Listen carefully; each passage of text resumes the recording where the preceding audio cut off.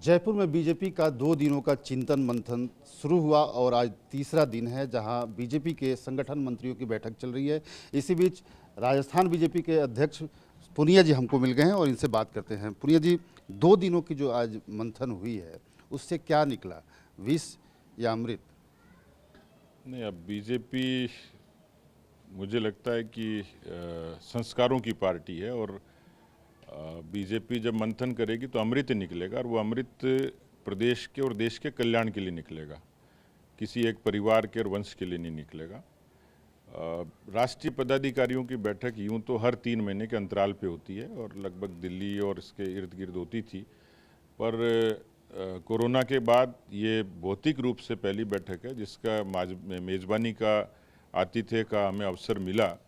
तो राजस्थान में राष्ट्रीय पदाधिकारी की बैठक होना, राष्ट्रीय अध्यक्ष जी का इतना समय देना, ये राजस्थान की पार्टी को ताकत भी देता है और राजस्थान की जनता के लिए भी एक सुखद संकेत है कि पार्टी अपने परिश्रम से यहाँ बहुमत की सरकार बनाएगी। विष से मेरा आशय था कि गहे भी गहे इस बात पे चर्चा होती है कि राजस्थान बीजेपी में भी कांग्रेस की तरह ही गुटबाजी है। उसमें वसुंधरा जी, आपका नाम लिया जाता है, गहलोत शेखावत जी का नाम लिया जाता है कि अपने अपने धड़े हैं।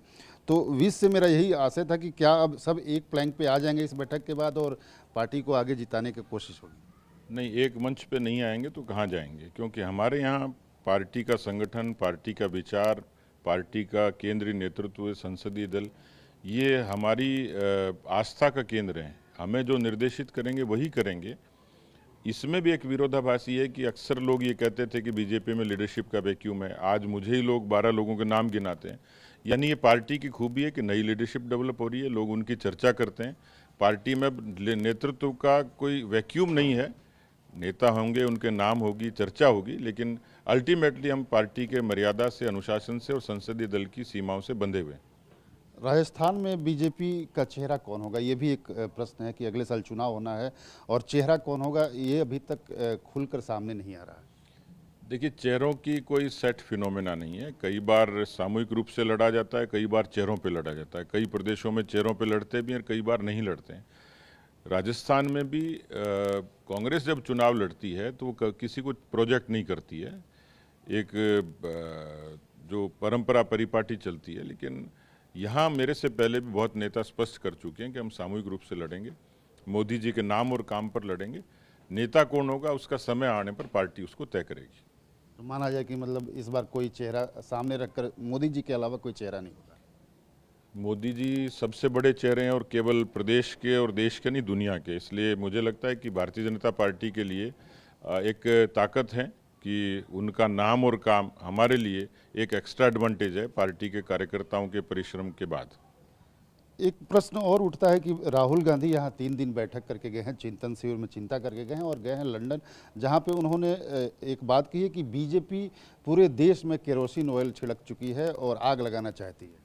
राहुल गांधी जी के बयान को मैं अक्सर देखता हूँ, उनकी कोई टांग पूंछ तो होती नहीं है। मुझे कई बार ताज्जुब होता है कि उनका भाषण कौन लिखता है, कंटेंट कौन उनको एडवाइस करता है। बीजेपी केरोसिन क्यों छिड़केगी, ये तो शायद कांग्रेस के लिए कह रहे होंगे, क्योंकि वो जाति, पंथ, मजहब इनको लड़ा कर अपना वोट बैंक को पुख्ता करके राज करती आई है। भारतीय जनता पार्टी तो समग्रता और समरसता लिए हुए है और इसलिए मोदी जी के एक्शन में और मोदी जी की विजन में चीज़ें दिखती हैं। आज जो व्यक्ति खाते के लिए तरसता था, उज्ज्वला के लिए, आवास के लिए, आयुष्मान के लिए, वो सारी चीज़ें बदलते हुए लोगों ने देखी। ये काम इंदिरा जी ने, नेहरू जी ने और राजीव जी ने नहीं किया था और इसलिए वो इस तरीके के बेबुनियादी से आरोप लगाते हैं, उसमें मुझे दम कहीं लगता नहीं, वो अनर्गल सी बात है।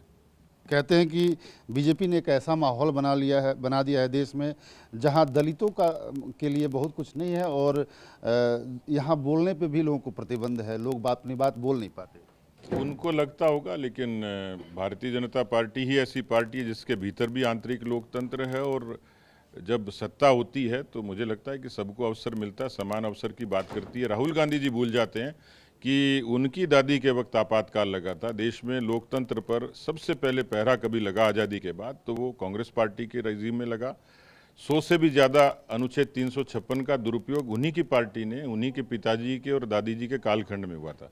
इसलिए वो जब ये बात कहते हैं तो ताजुब होता है। सतीश जी, बातचीत करने के लिए बहुत बहुत धन्यवाद। तो साफ तौर पर इनका कहना है कि बीजेपी सामूहिक नेतृत्व में राजस्थान में चुनाव लड़ेगी और मोदी जी यानी प्रधानमंत्री और कमल का निशान ही यहाँ पर चुनाव चिन्ह होगा। कैमरामैन गंगा के साथ आमोद राय।